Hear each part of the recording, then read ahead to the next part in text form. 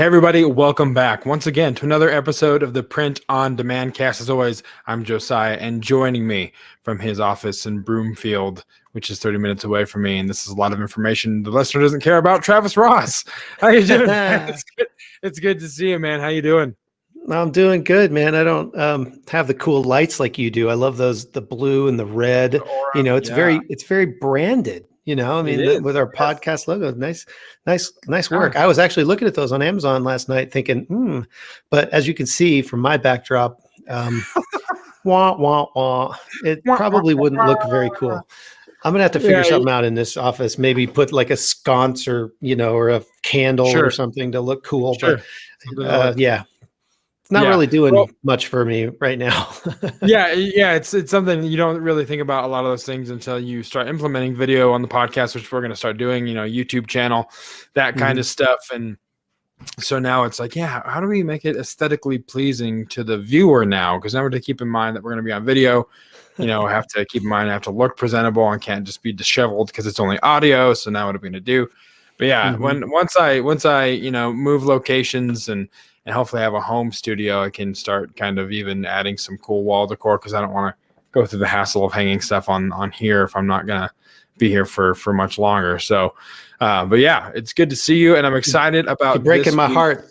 You're breaking my heart, though. You're talking about leaving. That's talking about leaving the great state of Colorado, and it's going to be an adventure.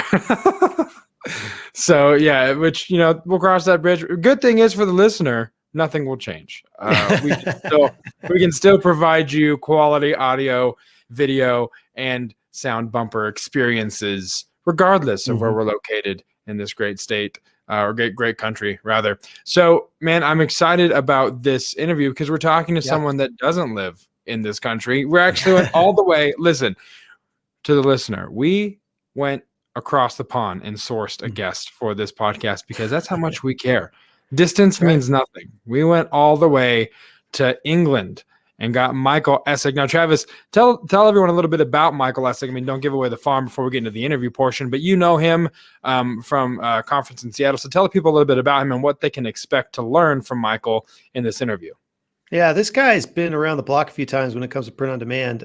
He has michaelessek.com, and you can find all this information in the show notes. But his blog is one of the best in the print on demand space. So I would totally encourage you to go check it out. He's got so many incredible blog posts. He has a lot of other things going on too. And beyond that, he's actually he's building brands. He's actually doing the stuff we're talking about. So really excited to talk to him, really excited to pick his brain, kind of, introduce him to some of our audience that may not know him yet, because he's really providing valuable information to the print on demand world. So really excited to get into the interview. Yeah, 100%. And just so you know, the listener, you probably have seen this already on your time slide or whatever. This is a longer episode, so there's no point of interest. Usually we don't do point of interest for guests anyway, but especially this instance, because this interview goes a little long, so you might have to break it up on your commutes or just settle in, get comfy, and get out a notepad and get ready to take some notes as we go to our interview. The main event of this episode, the interview with Michael Essek. Travis, I am super excited for this week's main event. We get to talk with Michael Essek, who is a branding and design guru. I'm very excited that he has taken time across the pond to come on the show and kind of take us to school on these two topics. So, Michael, welcome to the show. Welcome to the Print on Demand cast. Thank you so much for taking time to be here. Thank you, guys. Pleasure to be here. I know it's early doors over there for you guys, so thanks for arranging to have me on at this ungodly hour. I've still got my coffee. It's just, what is it? It's about 10 to 5 here, so I'd be packing up and heading home about this time. Okay. But yeah. So you're ending your day, we're starting ours. That's awesome. Yeah, exactly. So, Michael, I met you a few years ago in Seattle at a Merch by Amazon conference that Chris Green put on. And it was a really fun conference, a lot of great speakers, and learned a lot. But since then, you've really kind of just taken off as far as like publishing content and really helping people in the print on demand community. First of all, I want to say thank you for that and for contributing so much. I mean, you can go to michaelessek.com, and there is so much stuff about print on demand. It's really amazing, all of the things that you've offered the print on demand community. But so backing up, like, I just want to hear your pod story, your print on demand story. Like, what brought you into print on demand? And then maybe even take it a step further. What made you decide to also create all this content for people and not just kind of stay in your hole and just, with your head down and just, do design after design after design? Yeah, great questions. How did it all start? I think I was, if we go way back, so this is about 7 or 8 years ago, I was working as a graphic designer, web designer, and I had a website that I'd started, kind of like a hyper-local blog that I'd been running for a few years. Started it myself, grew it to a decent following on social media. I think it had about 20,000 Twitter followers and stuff. And it was just a local blog about the area I live nearby, and some things that were happening around there. And I sold it because I wanted to I was bored of it. I wanted to sell it. So I sold the blog, the business, if you like, although it never really made any money. But it made me some money in AdSense and that kind of thing. So when I sold it, I suddenly realized that couple of $100 a month was no longer there. And I wasn't making any money anymore. So I kind of thought, okay, it'd be nice to just kind of top up my income a little bit with something. So let me see what I can do. And I think I started doing things like looking on 99 Designs and Upwork and trying to do a bit of like freelance graphic design jobs. I did some logos, did quite a few little illustration logos for people on Reddit. And then I stumbled across T-shirts. And in particular, this was kind of the high point of sites like T-Fury and Shirt Punch and Ripped, and they were called, or I would call them shirt-a-day sites. So they would have a design for sale for 24 hours, and they'd kind of take pre-orders, and then they'd screen print them and send them out. And it was a great business model because they would be like constantly infringing on IP, but they'd be doing original designs, really cool designs from independent artists, and they'd be great. They'd be really quality stuff. But it was all like, it's often infringing, And then it was gone in 24 hours, and so they never got caught. That's the business model. It was genius. Like, if you were Marvel or whatever, you could never find a link to the design because it was gone because they took it down, a month ago or whatever. So this was a high point of that stuff. So I got into that space. I was following all the artists, and I was seeing all these figures like, we've paid out X $1,000 to artists this month. And I was like, wow, okay. And then I could see that there was like, not only was there T-Fury and Shirt Punch and a few other big ones, there was like new ones popping up all the time. And I was thinking, well, there's all these sites, they all need a new design every single day. And there's multiple of them, and surely if I produce a few decent designs, I've got a good chance of getting a slot. Because you had to submit. It wasn't like you had to submit a design and they had to pick them. So long story short, I started creating some designs for T-shirts. I had a pretty good idea, I thought, of what might be funny. Did some designs around some of my favorite films, kind of cult films and stuff like that weren't really very well serviced. And one of them got picked for Shirt Punch, like within a month. So I was like, wow, great, okay. And that sold and maybe did a couple of $100 in royalties in like a 24-hour period. And that was kind of the hook, because I was like, okay, we've proven this can work. Let's go. And then around that time, Redbubble was really starting to take off. So a lot of these artists were posting their designs on Redbubble as well. And TeePublic was just about starting. So I discovered that was really the entrance into true print on demand via Redbubble. And same story, really. I put my designs on there. Within a month, had my first sale, got the email. I remember turning over, checking my phone, seeing the email, seeing you've made three quid or whatever it was, and thought, we've proved that, this can work. And from then it was like a wide open, opportunity. It was just, okay, the model works, let's go and do it. But it was always from that kind of artistic, designery background of creating quality work, because it needed to be quality in order to get on those sites in the first place. And you were competing with some really, really talented illustrators and designers.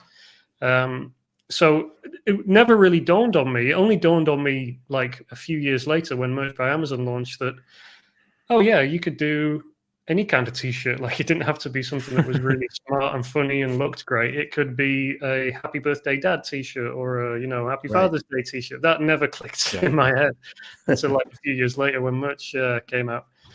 So yeah, for maybe 2-3 years, I was kind of doing bits and pieces. I was mostly focused on stuff that I was interested in, whether that was movies or particular communities, like, I don't know, might be something like Bitcoin or something, which was kind of starting to tickle at the time. I did some designs around things like that. And, things would take off. Some of them would take off. I'd have a Twitter account, Instagram account. Things would rumble on. And it was just kind of a very slow, steady progress. Would check my income every day.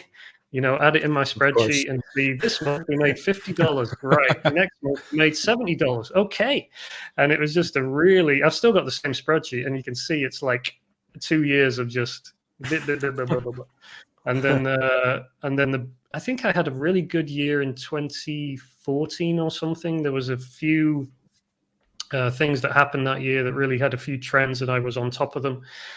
And then 2015 Merch by Amazon came out, and I was kind of stunned that Amazon had done this. I think Amazon didn't know what they had on their hands as well. They, created this thing as like a way for app designers to sell T-shirts to their users and stuff, and they didn't clock that they were actually about to take over the print on demand world. So anyway, I hit the ground running with that. Spent the first few nights uploading hundreds of my designs on there.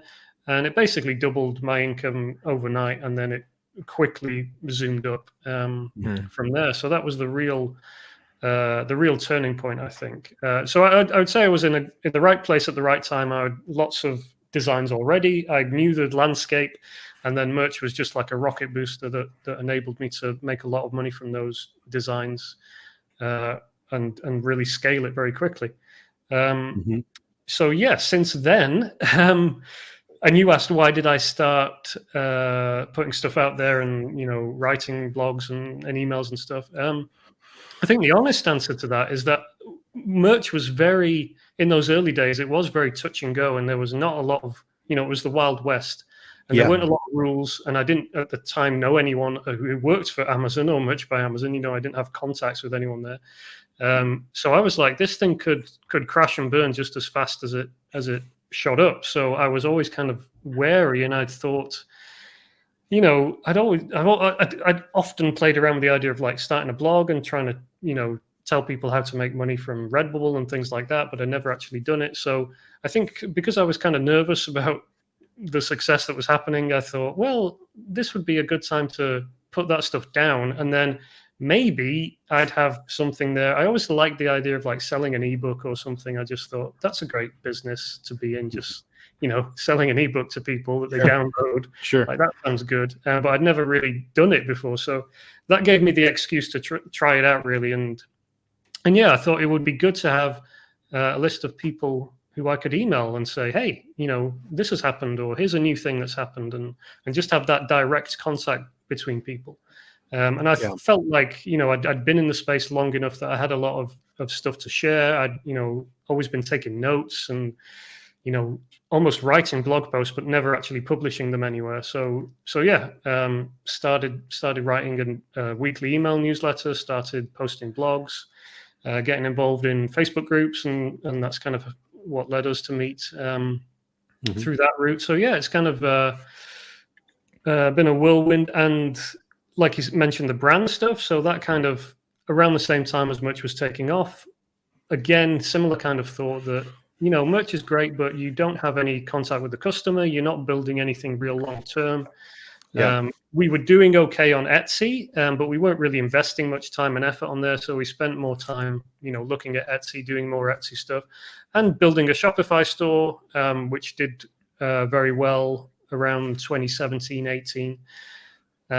Doing work with Instagram influencers and driving traffic and stuff. So got kind of quite deep, quite fast into that world. And then since then, yeah, it's been lots of different channels, lots of different things, and I think we're beginning. When I say we, I mean like my company and my staff and everything. We're beginning to understand what we're really good at and what we're not so good at, and the platforms that really work for us and the platforms that not really worth our time anymore. So yeah, we're focusing on brands. We're focusing on doing what works and figuring a way forward.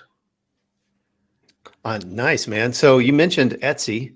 You mentioned Shopify. So I think it's safe to say you're not just going 100% royalty based print on demand. You're also, seller of record for some of your stores. So how many channels are you actually selling on? How many revenue streams? And I mean, you did mention that some of them aren't as perhaps lucrative and you're not going to spend as much time on those. But maybe some of your, how many major revenue streams would you say? Yeah, the biggest you have right now? Yeah, the biggest ones would still be Merch by Amazon, Redbubble, TeePublic. They're probably like the big three. And then Etsy just kind of depends what month we're in and what's happening, but that would be in the mix as well. In our main ones. And then there's a string of other print on demand sites, but none of which would usually make more than a few $100s a month.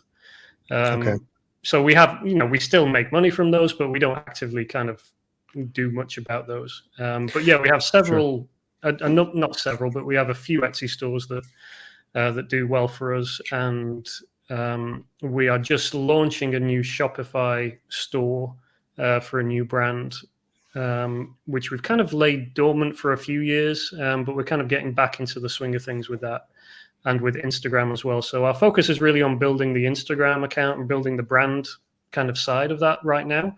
But we are just beginning to push that out there as well. So the other channel we have is offline licensing. So we license designs to various brick and mortar stores. So Hot Topics, Spencer's, places like that. We have a few deals in place.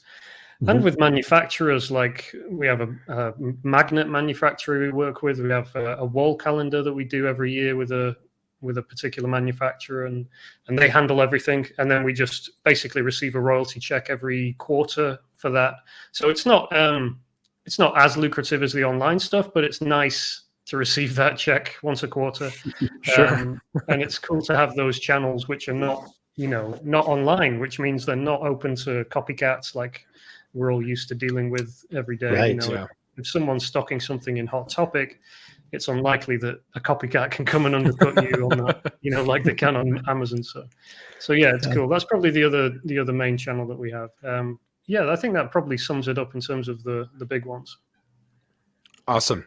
I love that idea of diversifying. We talk about that a lot.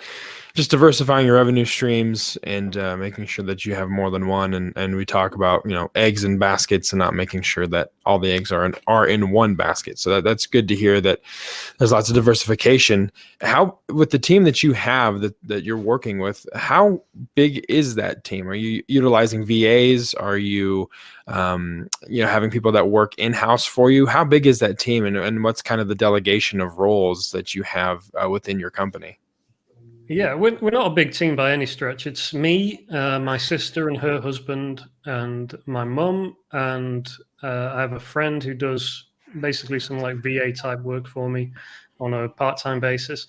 And then I have a couple of designers who I've worked with and retained really for several years. So yeah, it's not a big team, and a lot of what we make, we're making money from designs that were created 5 years ago. It's really as wild as that.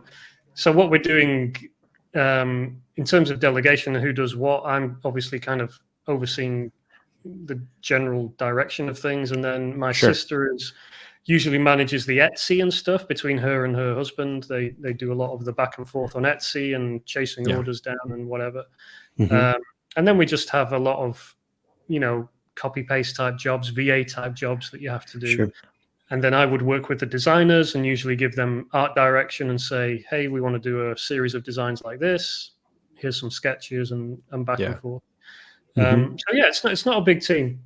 excuse me, it's quite small, and we're, like I say, we're still making, probably at least 50% of our income from designs that were created over at least 2 or 3 years ago. So, so what we're trying to do is, trying to create new stuff, but not to repeat stuff that we've already done, if that makes sense. Like we want to focus on those brands and designs that have really worked. And, we might notice that a design suddenly takes off, or that a couple of designs have been selling really well over the past year. So let's maybe create a brand around that, or let's put some effort into that, do more similar designs like that. So we're not running at the same kind of breakneck pace that we were, in 2017, when I was churning out designs like a madman, and hiring designers left and right, and trying to get every idea down. It's a lot more kind of focused these days around designs that really click, and especially around audiences that we know we can connect with. Like we have Instagram accounts. We know that if we put this kind of design in front of them, they usually respond pretty well to that kind of thing, and we can make sales that way. So that's more the focus these days. Are you doing any type of customization on Etsy at all? No. Or have you? Okay. Is there a strategic reason for that? Just too much time, or have you just not gotten into it yet? Yeah, it's just the hassle of it all. I mean, don't get me wrong, we get requests for customization on Etsy, as I guess a lot of people do. But it's the fact that it's not an easy thing to do. Like, of course, if Etsy released some kind of plugin or something that allowed, automatic customization with real-time previews and stuff, then we'd say go ahead. It's not an opposite. We're not opposed to customization or anything. But it's just like, can you change this color to red, and can you write Chloe on the bottom of it or whatever? And I'm just like, it would take me 10 minutes, but I don't want to do it. It's not my business model. That's not what I'm in the game for. So a lot of our designs don't really work that well for that as well. Like a lot of them are, funny, witty, one joke designs, if you know what I mean. So there's not that many that really work for customization. So if our listeners haven't figured out by now, you're not from the USA. And so we just thought we'd take this opportunity to ask you, because I have no insight into this, are there specific challenges doing business in UK with a bunch of US companies? And I know a lot of these companies are obviously worldwide, but I know some of them have, specific hurdles where you have to have a US bank account or things like that. I'm just wondering if you can speak to that and maybe give some advice to somebody who's not in the US that wants to start out, and maybe what they can do to fast track that. Yeah, to be honest, we've not faced many hurdles because the platforms we sell on, whether it be Amazon or Etsy or Redbubble or Shopify, they're pretty, global. They're global. Well, even if they're not global, they're pretty comfortable for a UK user to use. They plug in quite nicely. Like I imagine that's different if you're in India or something like that. But in the UK, they tend to be pretty cool with UK bank accounts and stuff.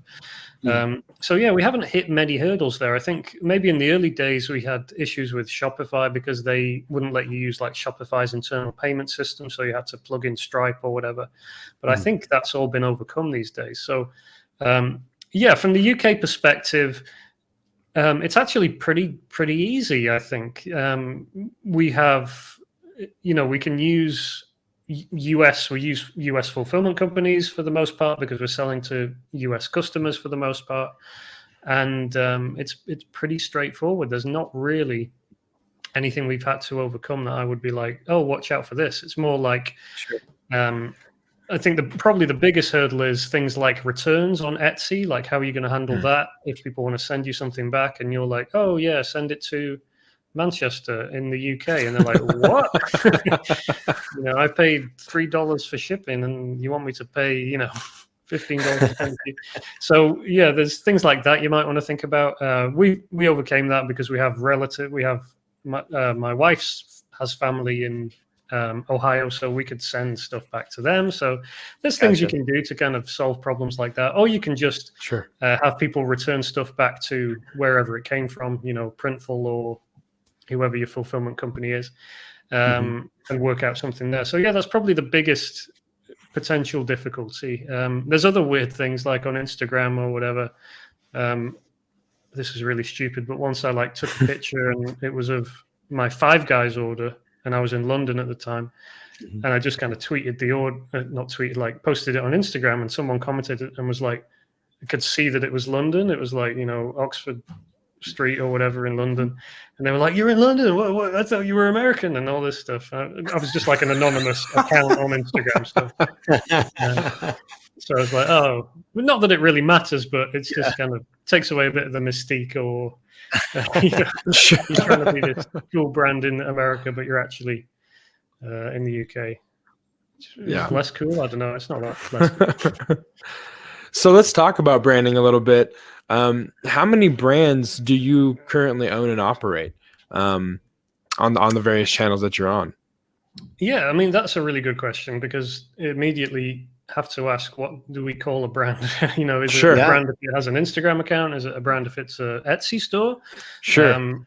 I think we have more Etsy stores than we have Instagram accounts, and we have a few trademarks, and I would probably say those are the real brands. When you've got a trademark for something, that makes it a brand that you want to protect, because you want to sell under that name, and then you're gonna go out there and protect the name. So yeah, brands I think we have 3 trademarks right now. So those would be the main ones, and I think one of them would be what I would call a more generic brand. So it's a pretty broad brand. It's our biggest Instagram account, and it's just a kind of funny T-shirt brand. It's not really specific to any particular niche or whatever. I guess you could say the demographic is like millennial humor or whatever, or internet culture and that kind of thing. But it's not, it's not like dogs, cats, or anything super specific like that. Not that dogs and cats is specific these days, because you have to go, oh, this is a Labrapoodle or whatever it might be. So that, and then we have a couple of more recent trademarks around the brand that we're kind of restarting right now, and then another one which was an old brand which we've kind of let die on the vine. But a few trademarks that we have, but then more Etsy stores than we have trademarks, and then a few Red Bull accounts and things like that, which I wouldn't really think of as brands. They're just more accounts, if that makes sense. So it's really those few ones that we say, these are our brands. We have followers, we have email lists, we have websites, we're legit, we have domains, whatever, these are the real deal kind of things. And you don't do that for every single Etsy account.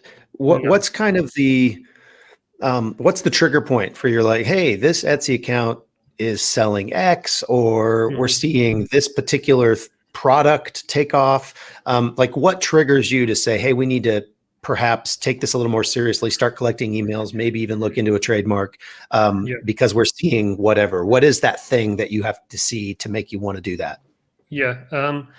So a good example is this one that we're about to start up. So we created, what was it?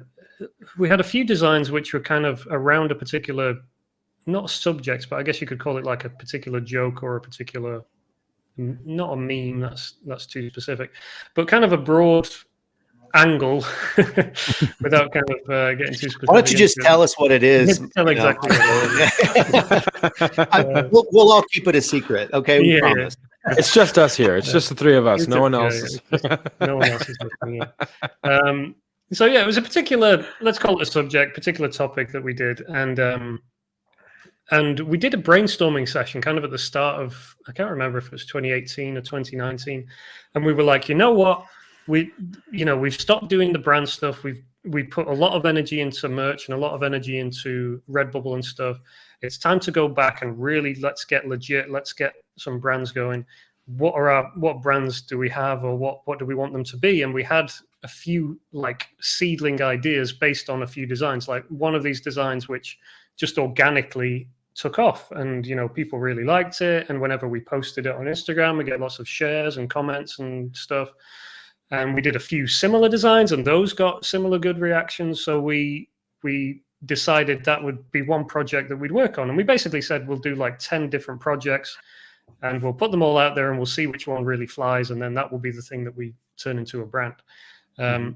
So we never actually did the 10 different projects, but we did one, which is this one, which is our new brand kind of thing. And we did, I think, a series of about 10 designs, put them on Instagram, really good feedback.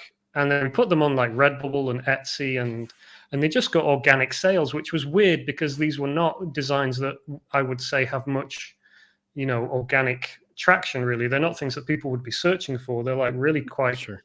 It's weird how people would. I was confused how people found them and bought them. So that was like a big green light. That was like we're onto something here because people like it. We have barely promoted it apart from on our Instagram account. We've not done any ads. We've not done any sponsored posts. We've not done anything, and people are just like buying it and sharing it and stuff. So we have something there. And yeah, that was kind of the trigger really. And then I posted them on my Threadless store. And within a month or two, Threadless reached out and were like, "Oh, we think we can license this to Hot Topic and a few other places." Wow. So I was like, "Okay, right, it's trademark time, and it's it's time to get this thing locked down because we're probably onto something here."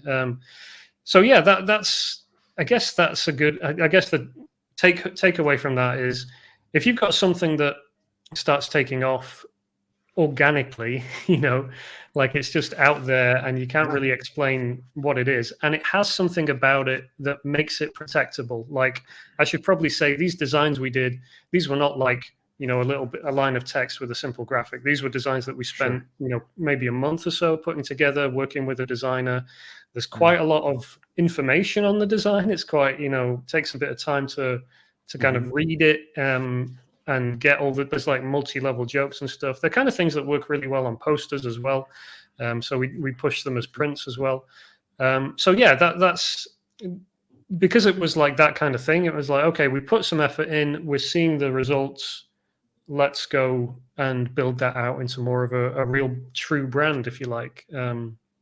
So that's what we're working on now. And if you've got something like that starts taking off, you just need to pay attention to it, which is why it helps to be able to quickly, see, what your best sellers, what's happening. Is there a trend that's taking off? Is there something you can hop on, or more long term? Is this something that's still going to be appealing in 2 or 3 years? This particular joke, this particular subject it has legs. It's not based on whatever the latest meme is or anything like that. It's like a kind of evergreen concept, if you like. So.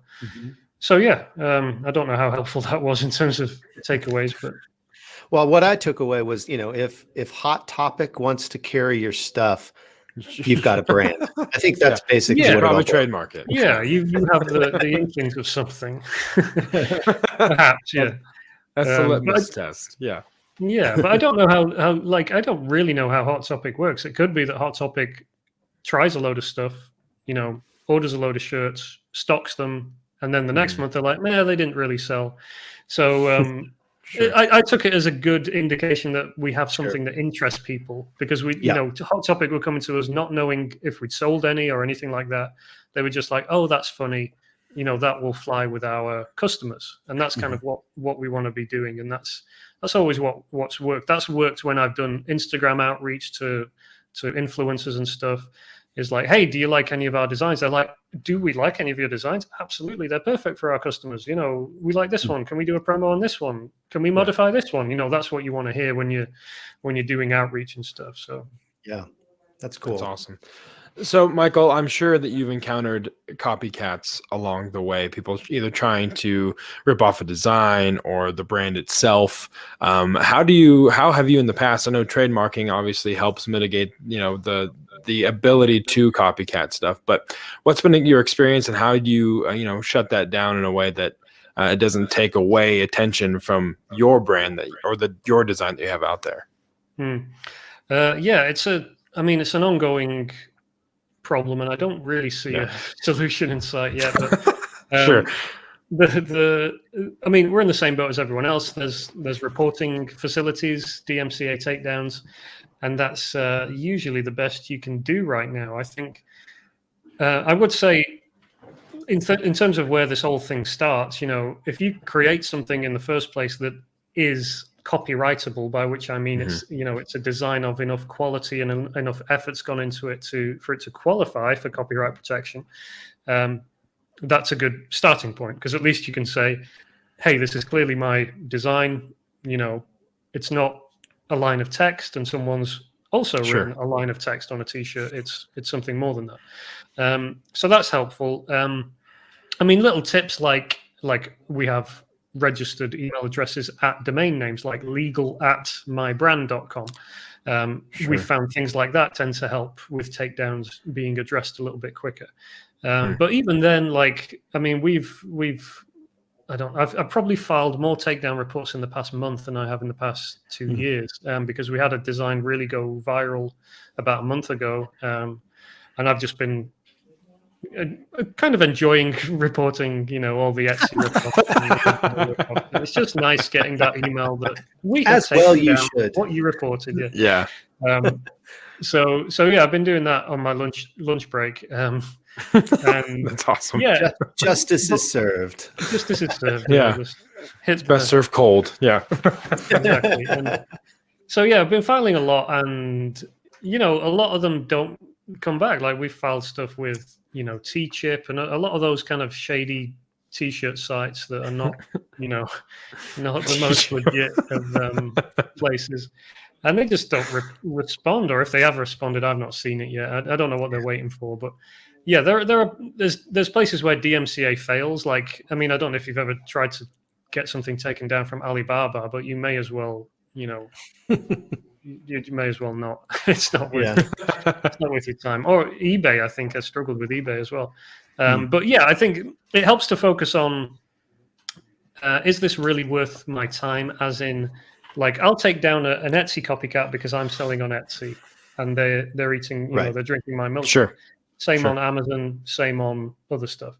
If a random Shopify store sells my stuff, I'm less inclined to be concerned about that. That makes sense. Yeah, so those things help. But yeah, apart from that, it's like we're all in the same boat, and I think the solution is, and we're beginning to see this, like platforms and places are cracking down on infringement, on IP infringement, and they're getting, I think, wiser to the fact that if we don't stop this happening at a massive industrial scale, we have reputation problems, we have issues with, not just because like individual artists are not things that concern people, because we're not going to bring legal cases probably against Redbubble. But if Pokemon does, or if Marvel does, or whatever, that causes, especially a company like Redbubble or Amazon, what they don't want is legal headaches. They don't want lawsuits from brands with deep pockets. So I think, we're seeing that more and more. The policies are tightening. Sometimes I think I would prefer a world where it was more of a curated, situation, but I just think the platforms are built for scale and for, anyone come and bring your designs and we'll sell them. But even sites like TeePublic has begun to say, you know what, we're not posting anyone's designs on the main TeePublic store. Like, you can still sell them a bit like you might on a Teespring or something. You can drive traffic to your store and we'll do the back end, but we're not necessarily going to put them on our market. We're not necessarily going to allow people to search for them and find them through TeePublic. So I think that kind of thing is probably going to be more prevalent as well. And I still don't understand why image recognition has not been used more on some of these platforms and sites. Like, that would seem to be a no-brainer. If YouTube can do, recognition on 30 seconds of a song, and go, hey, that's Taylor Swift, then surely you can look at a PNG file and go, hey, that PNG file is like 80% similar to that PNG file, with the same colors and everything, and just have someone run their eyes over it and like, hey, actually, we got a conflict here. Did you create this or did you create this? And for those of us who have been in the space for any length of time, this is an easy thing. Like, I could go on Redbubble or TeePublic or Merch by Amazon, look at the best sellers right now and see which ones are infringement, just pick them out. Like, why don't Redbubble and TeePublic employ someone whose job it is to just Just look at the best refresh sellers. what's selling Yeah. right now. Oh, look, there's a rest in peace, someone who's just died. There's you know, a Marvel joke. There's whatever it Yeah. is, and Yeah. just take them down. Like I think that would be, you know, the great answer, or part of the answer anyway. Sure. And people will get bored. Like people, you know, the copycats would get bored if every time they upload something, it gets removed. And Right. every time we try it again, it gets removed. And you don't get me wrong, the cat and mouse game can go on for a long time, but if you're, you know, constantly whacking people on the head, they're going to get the message Sure. sooner or later. Yeah. That, actually, I bet I could go and scam somewhere else. You know, Right. there was a better scam going. Yeah. So I do want to talk about design and coming up with ideas. But before we do that, I just want to ask one more question about branding. And for branding, like what are some business end games, you know, for branding? Like if you build a brand, what are some things? Can you take that brand and sell it separate from the rest of your business? Is that one of your end games? Where do you see that side of your business going? And any advice that you would give to somebody that's also, you know, hoping to build a brand? That's a good question. And to be honest, I'm not thinking about the kind of end game at the moment. Sure. I guess that makes sense because we're kind of starting things up. But with previous brands and stuff, yeah, there is a tendency to think, oh, I'm just going to start this up and see where it goes and whatever. And yeah, you're right. Obviously, the good thing about creating a brand, creating brand assets, creating a customer base is you can package that up and sell it if you wanted to, you know, 5 years down the line, 10 years down the line, whatever. I think that the other option, which I'm kind of more inclined to right now, is because we have a bit of experience now in art licensing and offline licensing and that kind of thing, is that you build up a brand and the value is in the brand, you know, literally in the same way that, you know, Nike is more than just sweaters and sneakers. It's actually the brand name. That's Nike to our US Nike, listeners. yeah, sorry, Nike. Yeah, the value could be in, you know, a bit like if you think about like an influencer, like what's the value of an influencer? What's the value of a person, of an internet personality? Sure. Well, if they don't sell any product and they're just like they do sponsored ads or something, the value is all in them and, you know, the attention they have, the audience they have. And in the same way, that's kind of what we're thinking. I think we're thinking, you know, we're going to build a decent Instagram following. We're going to build a decent audience email list.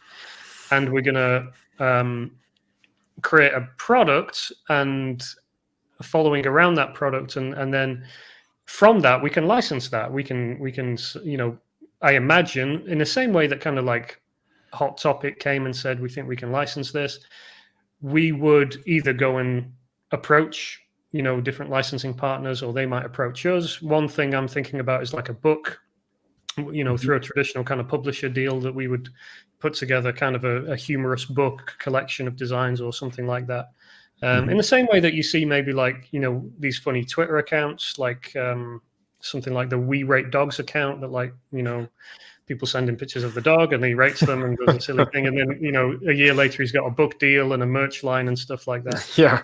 Similar kind of deal like that, I think, is where we're heading with our particular brand. So it's less, you know, clothing company or anything like that. We're really not thinking along those lines at the moment. We're thinking, you know, content-based brand, if you like. We're thinking about people who are going to really like the jokes and enjoy it, and we're going to do something in that whole space.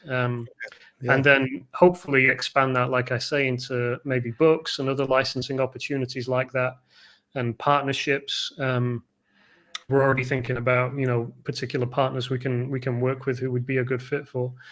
And I think, yeah, if you know, probably good if you start thinking about that now at the start of whatever your brand thing is. You know, who can we work with? Who would be a good partner? Who's a good promoter? Yeah. Who can we, you know, bring value to, and it would be a good fit, rather than just I'm going to start a t-shirt store and hope for the best. Yeah, sure. I think that's a really hard line. And I see a lot. I get a lot of submissions for when I do reviews on YouTube and stuff, and people send me stuff all the time. Take a look at my store. Take a look at my Shopify store.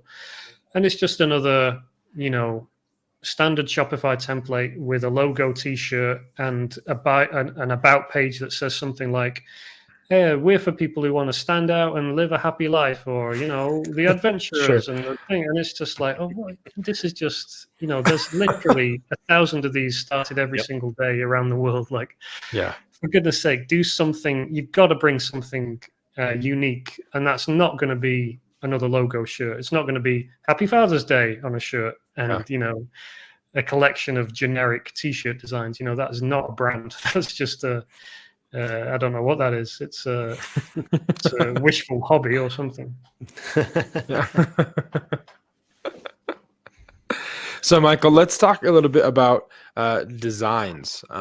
I know that you are a genius when it comes to design ideas. So for those listening, and for us, I mean, Travis and I always say that we're the first listener. We get to hear all of these tips and tricks first before our listener base does. But for those listening, can you give us 2 to 3 quick ways to come up with a design that is unique and sellable?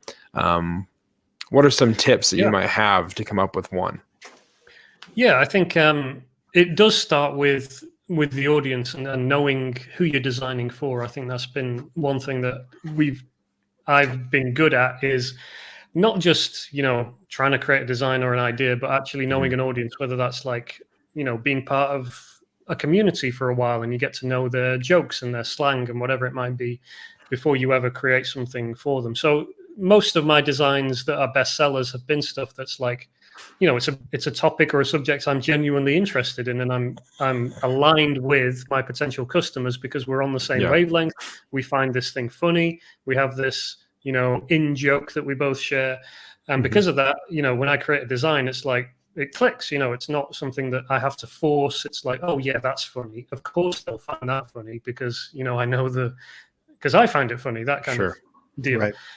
So yeah, I'd say it starts there. If you and a lot of people say to me, "Oh, I'm not interested in it. I don't have hobbies and interests." So where do I begin? How should I go and research what to do? And I would say, just go and get interested in something first. Like, I don't know, you must have something, or maybe when you were 15, there was something you were interested in. Like, I like watching Netflix and going on the internet. Well, come on, do better. Read some books, or there must be something like anything you could drill down on someone and be like, oh yeah, well I like those kind of movies, and I always found this one really funny, or whatever it might be. So yeah, I would always tell people to kind of go back and start there. And then when it comes to ideas, I mean, like a few practical things. I think you have to really kind of focus your mind on the problem of coming up with ideas. Like, that's kind of how I got very good at ideas, is that I set myself a target of doing like 40 new designs a week or something, and these would be unique, original ideas. And by no means would they all be great, and they certainly didn't all sell or become bestsellers. But because I forced myself to like do that, I became acquainted with, okay, yeah, that would make a good design, that wouldn't, and those kind of things. And because you do that, and I would usually do this on like a Monday morning and kind of just, block out the morning on Monday to just kind of do ideas and just do research and kind of look at the ideas I'd saved from the previous week that I'd noted down, and then go and do research on those ideas and see if they already existed, or if there was already a bit of, similarity with something out there, or how I could do a twist on something, and following rabbit holes and things like that. So I think that's a good place to start. And along with that comes like just saving every idea you have, like whether you're walking down the street and you see something funny, or you think a funny thought or whatever, you will not remember it. I can guarantee you will remember that you had a funny idea. You won't remember what it is, and you won't even remember what it was about. You need to make a note of it when you get it, which happens to me all the time when I'm falling asleep or waking up. Like last night I went to bed quite early, woke up about 1:30, couldn't get back to sleep, and was having lots of ideas. So I just had to pull out my phone and just write them down, because I knew I'd forget them if I didn't do that. So yeah, things like that. And then I guess I could give a couple of like practical examples of idea generation techniques. One that works for me really well is something I call plug-in phrases. So this is where you have basically a list of phrases which you can use as jumping off points for ideas. Right. These are familiar for t-shirts. They might be things like, this is my something shirt, or don't blame me, I something, or Sure. I'm trying to think of some other examples, but that kind of thing, sorry, Yeah. I'm late, I XYZ, whatever it might be. So, little jumping off phrases like that. And then the first thing is you need a list of those. I mean, I've got a list of like 300 that I've saved over several years. But if you can start building up that list, and anytime you see something like that might work, I sometimes call those phrases like boilerplate designs, where you could take or you might call them scale designs, where you could take a phrase and switch it out. I'd rather be fishing. I'd rather be hiking. I'd rather be playing volleyball, whatever it might be. Those kind of phrases, just make a list of them. And then, when you have a trend or you have a topic that you want to do something around, you can just pull up your list and go down the list. And often for me, this isn't a case of, here's, sea shanties. Here's a trend around sea shanties. Let me run down my list. I'd rather be singing a sea shanty. It's not necessarily things like that, but it's like where you can twist them and put kind of a joke on them, or that kind of an ironic, sarcastic twist on stuff. So yeah, they're really good jumping off points, and that some of my best-selling designs have come from that kind of approach of just running down a list of jumping off points like that, and then just coming up with a text-based design, which you can do some nice graphics for and tie it all together in a nice design. But it's not super complicated. It's a pretty simple concept, really. So that's a good method. And I mean, to be honest, I think I've got like 13 methods that I've kind of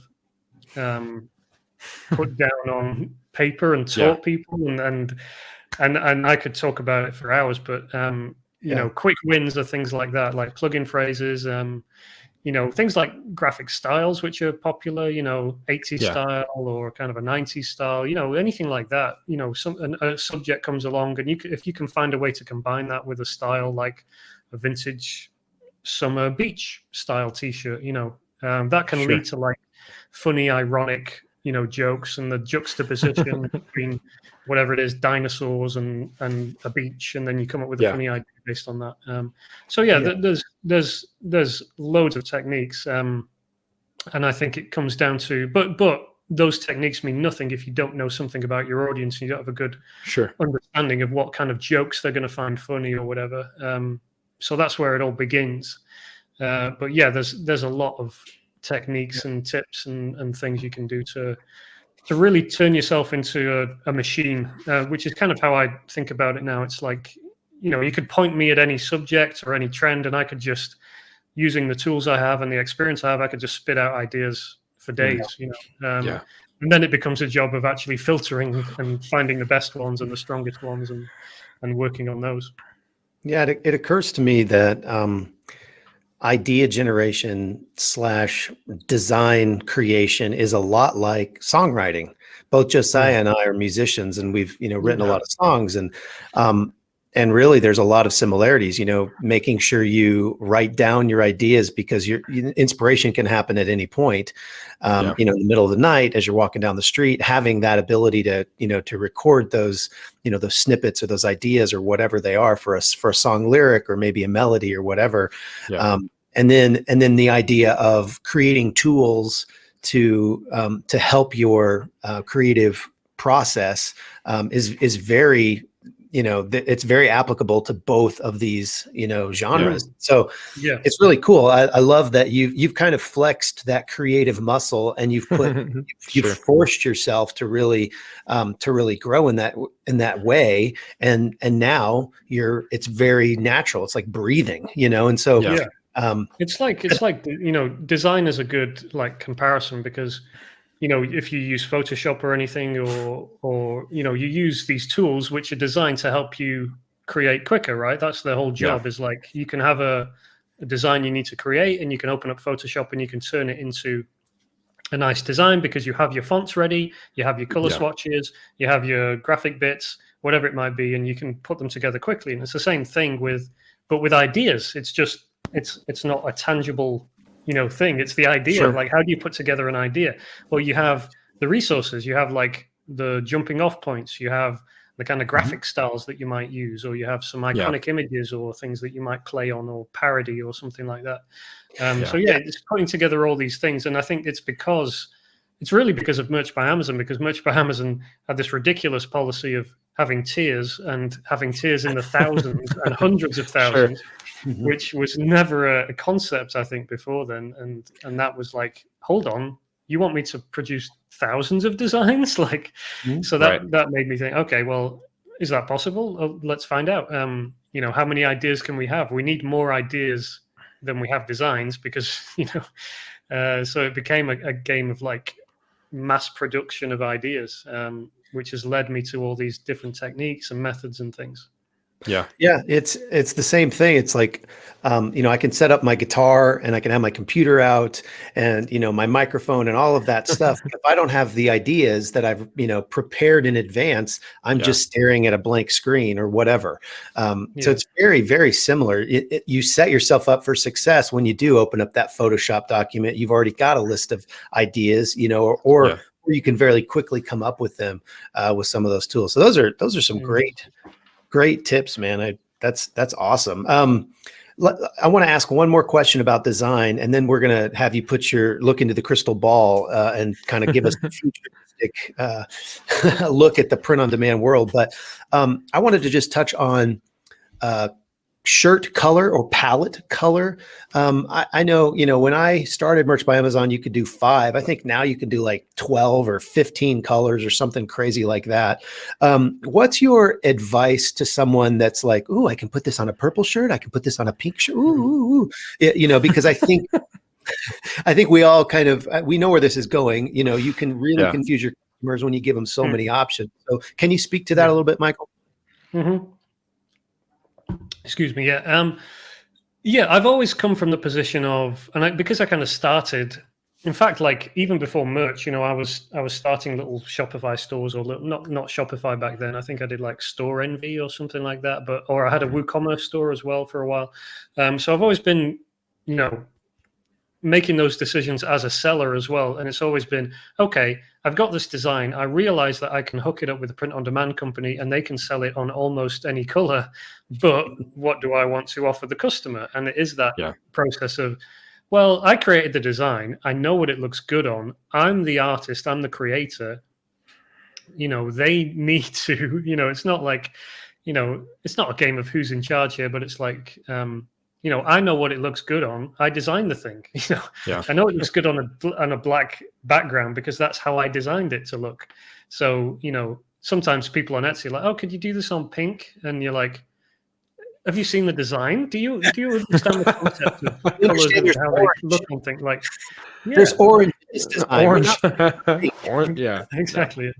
So I guess you could say in that sense, I don't believe the customer is always right. I think it's a case of, you as a designer and as a creative, you make decisions about what looks good, and they say yes or no to that. And I've always been of the mind that if it's going to be on a black or a dark background, it's going to be offered on a black and a navy shirt, and maybe at a push you might offer it on one more dark color like a brown or a dark heather or something like that if it works.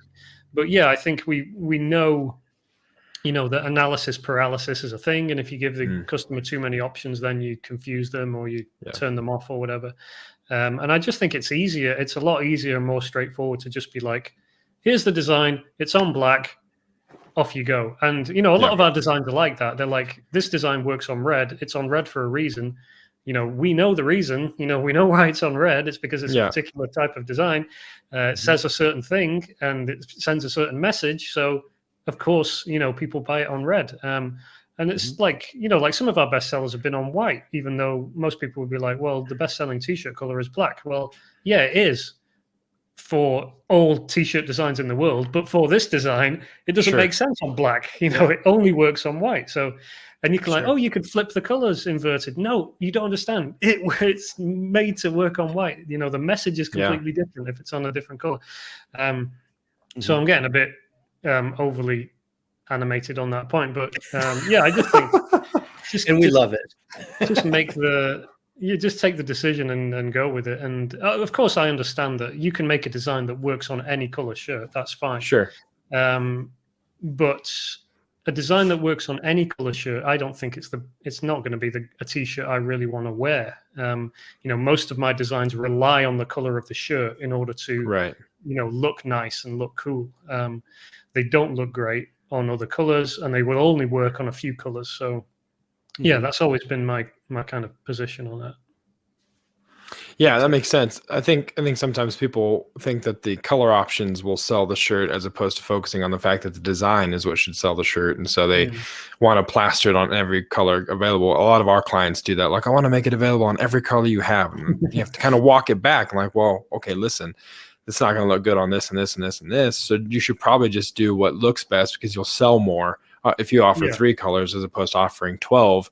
And then no one knows what to choose because it's 12 color options, and it becomes kind of a mess. It's like the Ian Malcolm thing in Jurassic Park. They didn't stop to think if they should, because they could, they did, whatever the quote is. It escapes me at the moment, but it's that kind of thing. Like, just because you can does not mean that you should do something. And because, like, I think screen printing t-shirts, screen printing the process is like one of the greatest gifts to t-shirt designers in the world, because it made t-shirt designers, because they could only screen print stuff, you have to limit your color choices, you have to limit your color palette, and it led to this approach, which is really great designs, because you only have 3 colors. You have to be great at the design to make it really look nice, and that led to I would call it the overall style that we're kind of used to on t-shirts, which is a screen printed style. And I think, yes, on prints on demand, you can print any number of colors in any combination. You can print a photo if you want or whatever. But funnily enough, the t-shirt medium works really great if you keep it to 3 colors and it looks like a screen printed design. Yeah. You can print it on demand, that's fine, of course, but it still looks better if it's that kind of approach. Yeah, it's the all things are permissible, but not all things are beneficial type of approach.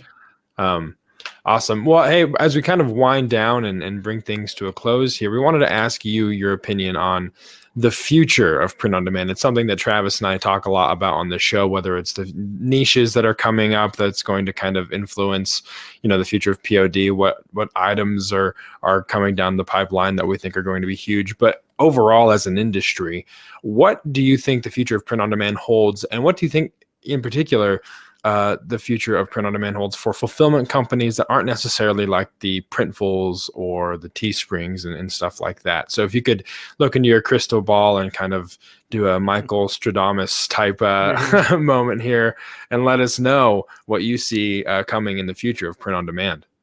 Yeah, great question. I think, especially for like print on demand fulfillment. So I talk to a lot of print on demand fulfillment companies. My blog ranks pretty highly for a lot of those terms and stuff. So I get people messaging me all the time and asking for, will I review the thing? Will I put it on my blog? Will I, can we work together and stuff like that? So I think the print on demand fulfillment space, obviously that's blown up in recent years, and Printful and Printify and stuff have been doing great and growing like, I don't know. I can't remember what Printful grew last year, but incredible growth. So I think there's those 2 kind of big monsters in the space, or the big dogs. And I think there's a lot of room for improvement in print on demand fulfillment. And I've been saying this since like 2016 or 2017 when I was, first started using people. And don't get me wrong, things have been improving, but there's so much room for improvement. Like, the quality of prints has been getting a lot better over the years. Like, it's a lot more consistent quality now, and the machines get better every year and stuff like that. But I think there's still a long way to go in terms of like, the key for print on demand fulfillment for me, and I still remember where I was when I kind of clocked this.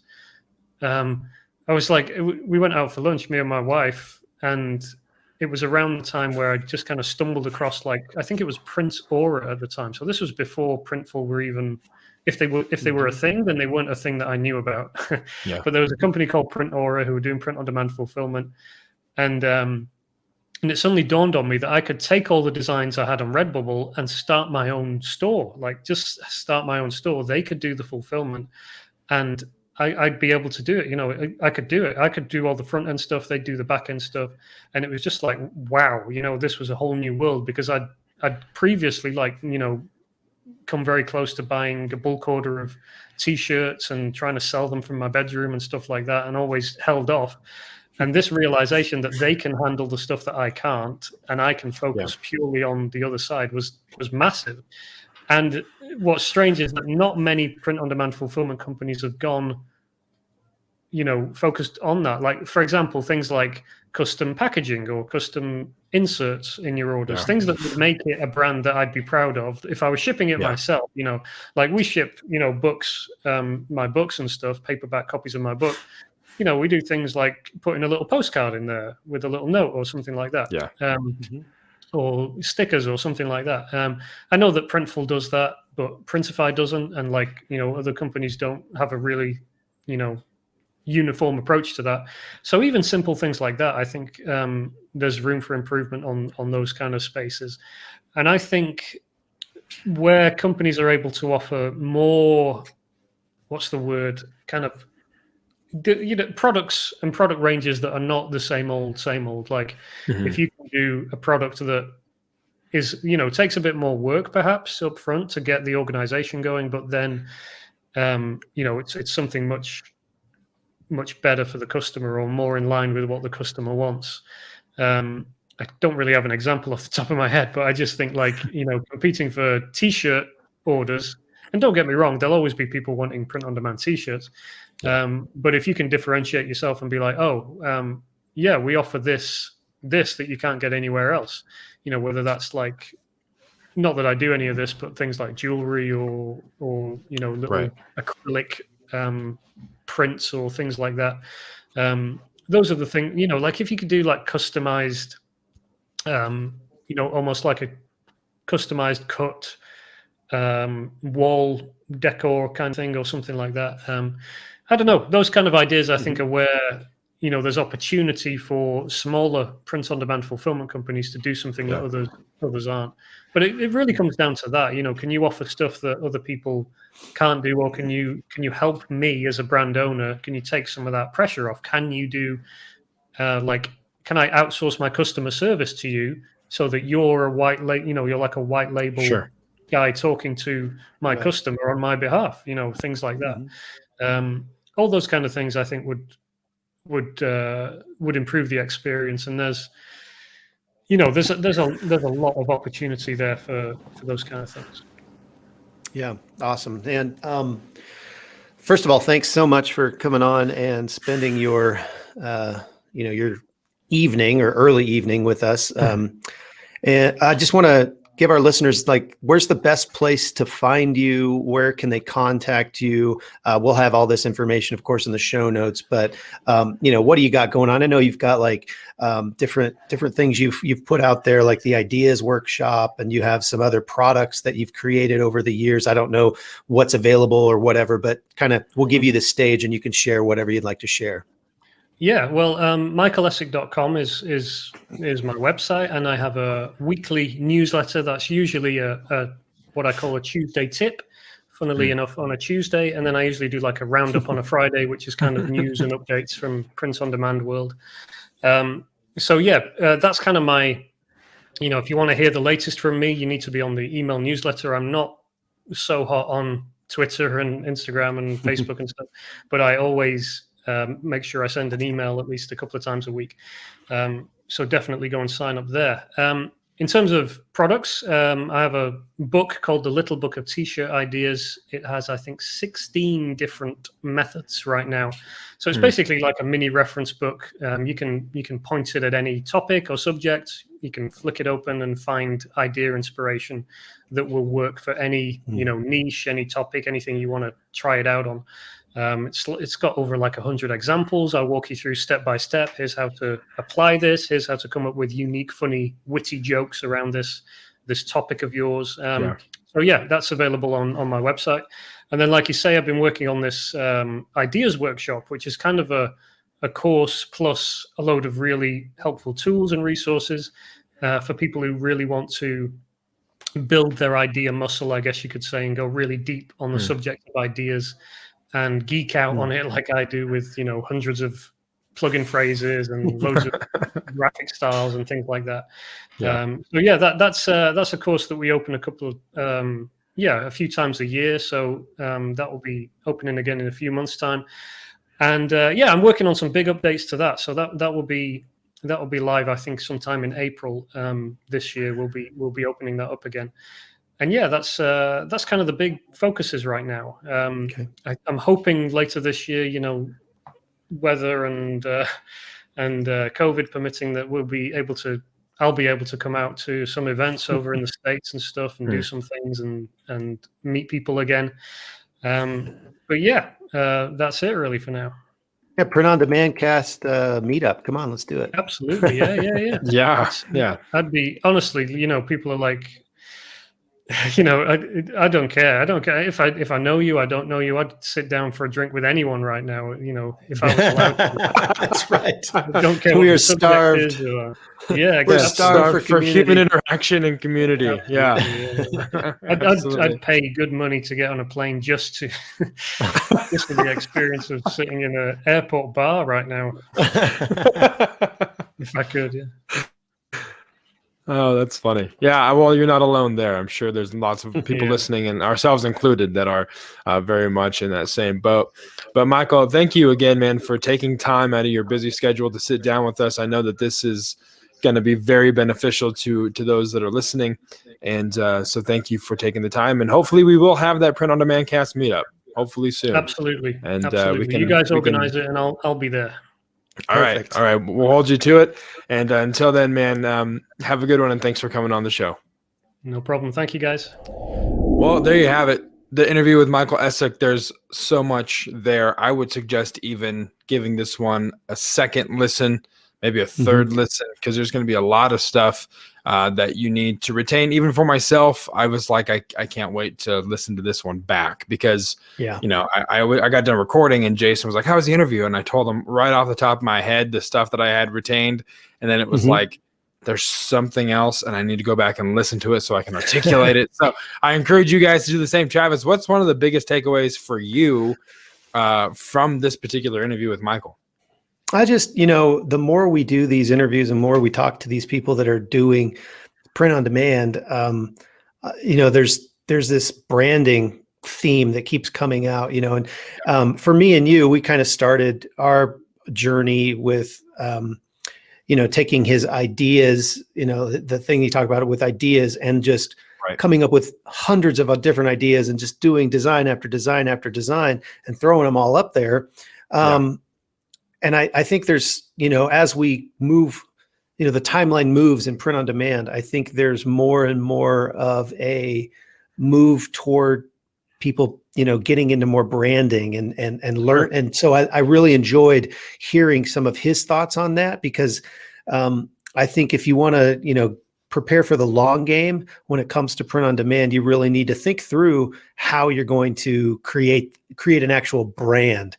And, that doesn't mean, your target should be to sell in Hot Topic. That's not necessarily what we're talking about. I'm talking more about your mindset, like how you think about your designs and how you think about how they interact together, and then potentially how you think about marketing them to a larger audience in a cohesive way. I think that's something that I just keep hearing. It seems like it's a thread as we, interview all these different people. Sure.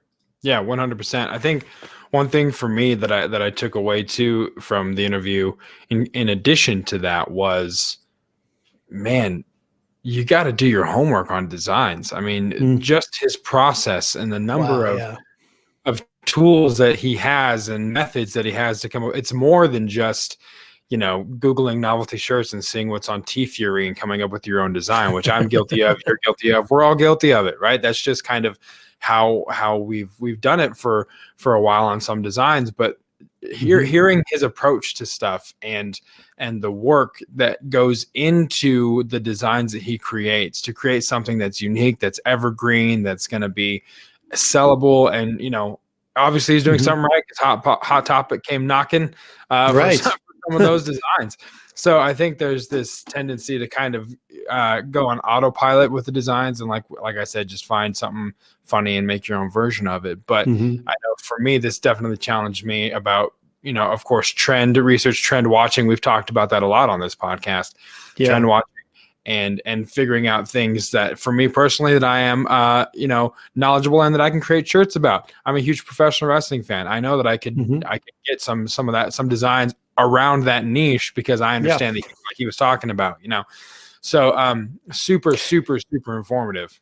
Yeah, it goes back to some of the stuff we were talking about in episode 9 when we interviewed Ken Reel, and some of the things that he was talking about, just basically saying, the best way to not get in trouble with, copywriting and all of that stuff is just to make original art and put it on shirts. And I think Michael really has taken that and really run with it, and has done really well for himself because of it.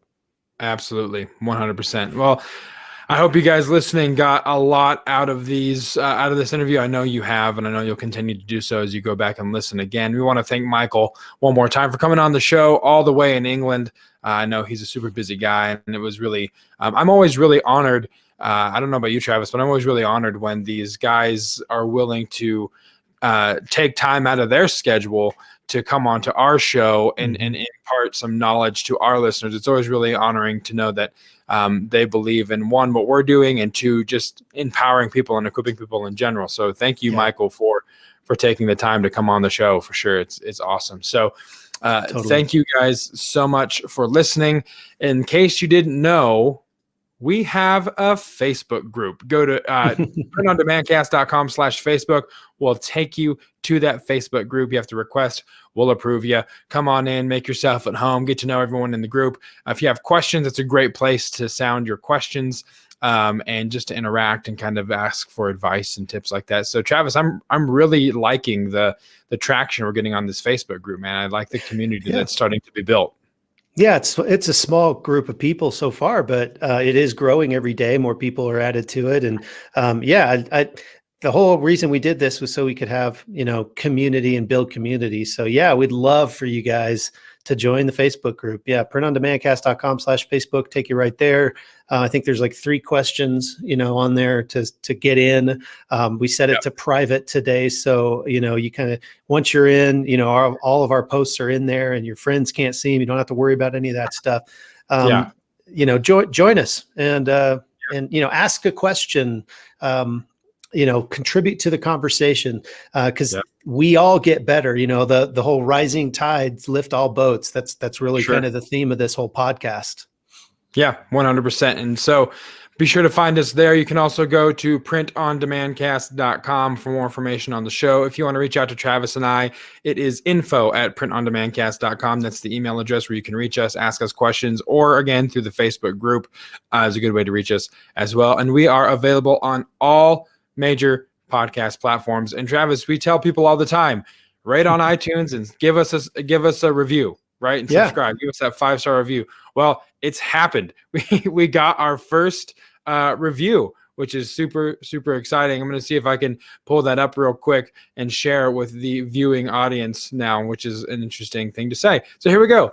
Our first review, Chris Kretz, on the 29th of December, which I know some of these reviews take a while to kind of populate for Apple, just in their vetting process, which is great. But very, very, very kind review.